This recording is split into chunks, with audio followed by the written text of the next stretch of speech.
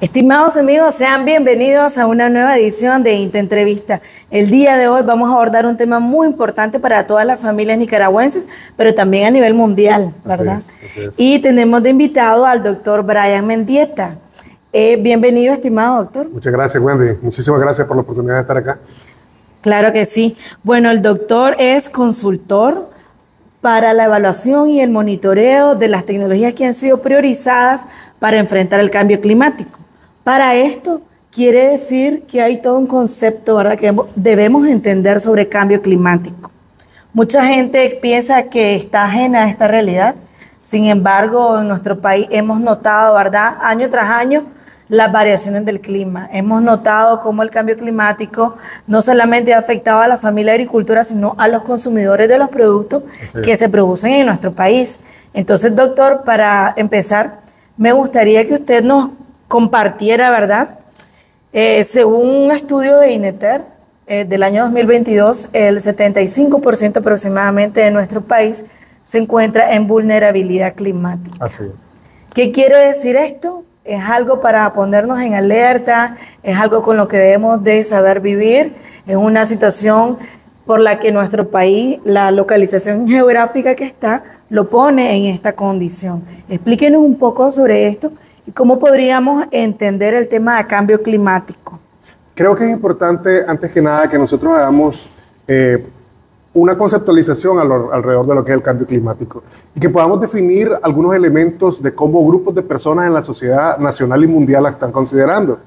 El cambio climático es cualquier variabilidad, cualquier cambio que nosotros estamos teniendo en las variables climáticas, pero producto de la acción del hombre, principalmente por la acción del hombre. Esa pequeña parte es muy importante porque hay grandes sectores de la sociedad que argumentan de que toda la vida hemos tenido variabilidad climática, lo cual es cierto.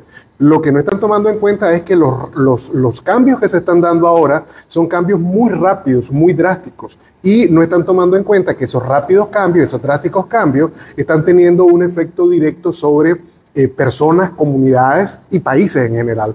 Y hay otro grupo de gente que definitivamente no quiere creer, no quiere entender la realidad. Nos hemos encontrado en el país, por ejemplo, muchas personas que argumentan que seguimos teniendo el mismo régimen de lluvia. Si bien es cierto, eso es una verdad a media, seguimos teniendo la misma cantidad de lluvia, la distribución de las mismas no es igual. Eso significa que nosotros estamos teniendo un mayor espacio de días sin lluvia y lluvias más fuertes. Ambas son situaciones negativas para lo que estábamos hablando. ¿Por qué? Porque este mismo estudio que vos mencionabas que hizo INETER y Marena menciona que una gran cantidad de los municipios de Nicaragua están siendo afectados por básicamente tres grandes escenarios: por un aumento en la temperatura, por una disminución en la precipitación y por un aumento en la presencia de lo que nosotros llamamos eventos extremos. ¿A qué me refiero? Me refiero a que cada vez la temperatura es más alta y uno dice, cualquier persona sin ningún tipo de conciencia climática dice, no hay problema, pongo el abanico, pongo el aire acondicionado. Pero la realidad es que cuando nosotros tenemos un incremento de temperatura, eso va a afectar el ciclo fenológico de los cultivos y por consiguiente los cultivos van a producir menos o no van a producir, y eso también tiene un efecto directo sobre la adaptación que tienen los animales para poder producir leche o reproducirse, en el caso de las vacas. Y obviamente, ni qué decir, ¿verdad?, que el tema de la escasez hídrica implica que no tenemos agua ni para tomar. Hace un par de meses estuve visitando la zona de Nueva Segovia y entré a comunidades que tenían 75 días sin recibir una gota de agua del cielo. Esa es una situación crítica, dramática. Pero por el otro lado, nuestro país, debemos recordar, es un istmo, estamos en medio de dos masas de agua, y por el lado del Caribe nosotros tenemos una enorme afectación con inundaciones, con huracanes, y eso pues tiene un fuerte impacto también sobre las comunidades nuestras en esa zona. Perfecto. Entendido esto y estos escenarios que se prevén climáticamente, se ha priorizado, ¿verdad?, el gobierno en articulación con organismos internacionales como FAO, como PMA, como COSUDE, que son organismos que trabajan para promover tecnologías precisas en adaptación al cambio climático. Se han priorizado estas tecnologías para que la familia agricultora que se encuentra en esta vulnerabilidad tome las medidas oportunas y pertinentes, ¿verdad?, para enfrentar esta realidad. ¿De qué se tratan estas tecnologías? ¿Ya las conocemos? ¿Se practican comúnmente? ¿Por qué se priorizó? Bien, en Nicaragua nosotros tenemos un catálogo muy grande de tecnologías. Sin embargo, las tecnologías responden a diferentes particularidades, a diferentes entornos agroecológicos, a diferentes nichos productivos. Ante la realidad que nosotros estamos viviendo, de estos escenarios climáticos que nosotros mencionamos, hemos hecho un trabajo por hacer una identificación y una priorización de estas tecnologías para poder enfocarnos en aquellas que tengan un efecto directo sobre la adaptación. Antes de seguir con la tecnología, me gustaría sí también hacer una acotación alrededor de qué debemos entender por adaptación al cambio climático. Miren, si yo tengo un problema, un accidente, yo resolví el problema del accidente, eso es una mitigación, ¿verdad? Pero si yo sé que todos los años estoy teniendo una situación, yo debo prepararme, debo cambiar las cosas que estoy haciendo para poder responder de antemano a esa situación. Un ejemplo concreto es que todos los años nosotros tenemos un problema de ciclicidad, ¿verdad? De esa estación seca que yo llamo la sequía cíclica. Todos los años tenemos una disminución en la cantidad y calidad de los forrajes producto del clima. Y eso tiene un efecto negativo sobre la producción animal. Si yo sé que todos los años, en enero, febrero, marzo y abril, voy a tener ese problema, pues yo debería estarme preparando desde antes. Eso es adaptación. Dado esto, entonces, desde FAO, comenzamos a trabajar elaborando una metodología para poder tomar todas esas tecnologías que tenemos en Nicaragua y poder identificar cuáles de ellas están más orientadas a adaptarse al cambio climático. En este sentido, nosotros tomamos dos grandes grupos de indicadores. El primero, por supuesto, es el que tiene que ver con la priorización nacional. ¿Cuáles son las zonas en Nicaragua que están priorizadas? Obviamente tenemos un corredor seco que debe ser priorizado. Y por otro lado también tenemos rubros productivos que son de especial interés para el Estado y la sociedad nicaragüense. Y por el otro lado, nosotros no debemos olvidar que para poder responder al cambio climático tenemos que tener o debemos tener un cambio en el paradigma productivo. Eso significa que nosotros no podemos seguir produciendo como seguíamos produciendo hasta ahora. Y para eso tenemos muchos enfoques, un enfoque agroecológico que tiene que ver con el aumento de la productividad, pero también con el aumento en la resiliencia, con también una reducción de los gases de efecto invernadero. Una vez que nosotros tuvimos eso, nosotros comenzamos e identificamos del universo de tecnologías cuáles son las que mejor contribuyen para el productor a adaptarse al cambio climático. Y en este sentido hicimos identificación de tecnologías en producción animal, en granos básicos, en agroforestería, en equipos, en hortalizas y huertos caseros, ¿verdad? Y también temas que tienen que ver con la gestión del agua. Perfecto. Ahora, es necesario entender que la tecnología por sí misma no va a ser el cambio, ¿verdad? Sumado a esto, hay que transformar esos paradigmas como usted lo menciona. Entonces, se requieren prácticas, se requieren hábitos culturales que podemos transformar, modificar, ajustar a esta nueva realidad. Usted mencionaba las tecnologías de adaptación para enfrentar una situación que ya la conocemos, que la preveemos, pero que es necesario tenerla en cierta medida controlada desde el punto de vista de que sé cómo me va a afectar, pero también debo de saber cómo enfrentarlo. El ensilaje, por ejemplo, las familias que se dedican a la producción pecuaria, ¿existe algún estudio a nivel nacional de cuántas personas en el país ensilan? Porque esto es como prepararse para que el ganado no sufra, ¿verdad? Hambre en los 5, 6, a veces hasta 7 meses de esta sequía que nosotros enfrentamos en Nicaragua. Así es. El tema de la adaptación, como mencionaba Wendy, no solo tiene que ver con la tecnología como tal. La tecnología debemos aplicarla y la tecnología es parte de toda una conciencia climática que nosotros debemos tener. La conciencia climática empieza desde casa. Muchos de nosotros acostumbrábamos lavarnos los dientes y abrir el grifo y dejar abierto el grifo mientras nos estamos lavando los dientes. Ese es un desperdicio de hasta 25 o 40 litros de agua, dependiendo del tipo de fuente que yo tenga. Eso es un desperdicio enorme, lo estamos haciendo por cada persona por 3 veces al día. Esa es una gran cantidad. Así que debe haber un tema de conciencia climática y debe haber también un tema de la utilización adecuada y completa en la sociedad.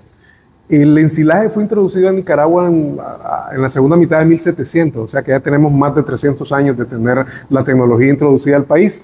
Los últimos trabajos de exploración, porque no hay un trabajo específico que haya hecho el censo, pero sí tenemos algunos trabajos que nos permiten monitorear y proyectar, y nosotros calculamos que andamos por alrededor del 10% de los productores ganaderos que ensilan.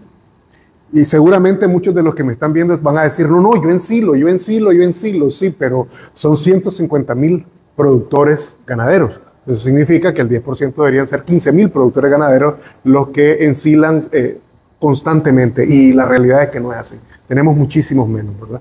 Bueno, hay mucho que trabajar, ¿verdad? Sí. Quiero leerles un poco sobre cuáles son estas tecnologías para que ustedes también identifiquen, ¿verdad? Hablábamos del ensilaje, por mencionarles uno, también el sorgo INTA Mejor, es una variedad, ¿verdad? ¿Por qué se escogen algunas variedades sobre otras? Sí. En el caso del sorgo. Claro. Recuerde que nosotros mencionamos 3 grandes escenarios posibles. Una disminución hídrica, un aumento de temperaturas y en el caso del Caribe, pues un aumento de eventos extremos. Cuando nosotros estamos haciendo la priorización, estamos tratando de identificar aquellas especies, razas o variedades que mejor respondan a esta realidad. Es decir, yo puedo tener 2 variedades de sorgo muy bueno. Mencionaba alguien ahí, ese es el cultivo del futuro, seguramente que sí, pero dentro de las variedades yo debo escoger aquella que mejor tolere la sequía y que mejor se adapte a los escenarios de aumento de temperatura que nosotros estamos teniendo. Lo mismo sucede con frijol, por ejemplo. Nosotros tenemos muchas variedades de frijol, pero en este caso nosotros seleccionamos, por mencionar algunos, INTA Fuerte Sequía, INTA Extrema Sequía, que como su nombre indica, son variedades de frijol que están muy adaptadas a soportar o a tolerar esas condiciones de escasez hídrica que nosotros tenemos proyectada para el mediano e inmediato futuro. Correcto. Bueno, para mencionarles otro, ¿verdad? INTA Rápido Sequía, INTA Frijol JM, INTA Llano Seco. Hay alrededor de 8 prácticamente variedades de frijol. En huertos y todo lo que es producción de hortalizas, tomate JL5, chiltoma Tres Cantos, pipián pescuezo de garza, y usted, familia agricultora, debe también identificar en qué medida está produciendo este tipo de variedades o este tipo de alimentos. Las cercas vivas, por ejemplo, la práctica de árboles dispersos en potreros, el riego por goteo, los biodigestores, el compost mineralizado, son tecnologías entonces que están siendo priorizadas. Identifique usted, familia agricultora, cuáles de ellas son las que está practicando en su unidad de producción. Lo importante es hacer frente a una realidad que no solamente está siendo afectada en nuestro país, sino que a nivel mundial. Y la producción de alimentos no puede verse tan vulnerable en esta situación, pues porque al final nosotros somos los que consumimos la gran cantidad de alimentos que no solamente producimos aquí, sino que también vienen fuera de nuestro país estos alimentos. Ya para hacer una conclusión, ¿en qué termina esta priorización de tecnología? Hay todo un plan de difusión, de acompañamiento de parte del sistema de producción y los organismos de los que estábamos hablando para que de ahora en adelante estas tecnologías se difuminen a nivel masivo en todo el territorio. Van a haber campañas masivas de difusión, por supuesto, el acompañamiento del personal técnico en cada una de las unidades productivas, y con esto queremos hacer también el llamado a aquella familia que todavía no recibe el acompañamiento directo de las instituciones del sistema. Ustedes pueden abocarse a las oficinas de las instituciones o bien abocarse a nuestro número de WhatsApp. Bueno, compañera Wendy, necesitamos que visiten nuestras fincas, queremos el acompañamiento. Tengo esta tecnología, pero no sé si la estoy desarrollando bien. Número de WhatsApp al que ustedes pueden contactarse, 82 39 7971. Y ahí con mucho gusto, pues nosotros le hacemos énfasis, le hacemos el enlace, el vínculo con las oficinas y el personal técnico en todo nuestro territorio. Estimado doctor, ¿algo para concluir? Sí, el tema de la priorización es importante mencionar lo que es el primer paso, ¿verdad? Luego de la priorización, nosotros tenemos, como usted mencionó, que hacer una fuerte difusión, tenemos que masificar la adopción de las tecnologías, tenemos que adecuar las tecnologías a las diferentes realidades, porque yo le acabo de mencionar 2 escenarios para condiciones de extrema sequía, pero nosotros tenemos que desarrollar y adoptar tecnologías también que puedan responder a los problemas de aumento de agua, de encharcamiento de suelos, de inundaciones, ¿verdad? Tenemos que responder a eso. Y también debemos hacer un proceso fuerte de monitoreo y seguimiento a las tecnologías que nos permitan ver cómo van respondiendo y qué otras nuevas necesidades están surgiendo. Debemos entender que el cambio climático, como su propio nombre indica, es un cambio, es un proceso constante, un proceso continuo en el que en cada día, en cada momento se están presentando nuevas circunstancias y nosotros debemos irlas monitoreando para poder responder activamente a esas. Así que este es el primer paso. Seguimos con un tema de monitoreo y seguimiento que nos permitirá a nosotros poder identificar qué bien hemos hecho o qué cosas nuevas necesitamos hacer, ¿verdad? Y este es un trabajo que vamos a hacer pues, a partir de este momento hacia el futuro. Claro que sí. Bueno, y con esta entrevista nosotros damos inicio, ¿verdad?, a este plan de difusión de las tecnologías priorizadas para hacer frente al cambio climático. Les vamos a agradecer mucho, nos dejen sus comentarios, sugerencias, también el número de teléfono lo voy a volver a repetir, 8239-7971, si se quieren contactar y, bueno, recibir el acompañamiento técnico de nuestra apreciada institución, pero también el resto de las instituciones que acompañan al Sistema Nacional de Producción, Consumo y Comercio. Nos vemos en otra próxima transmisión.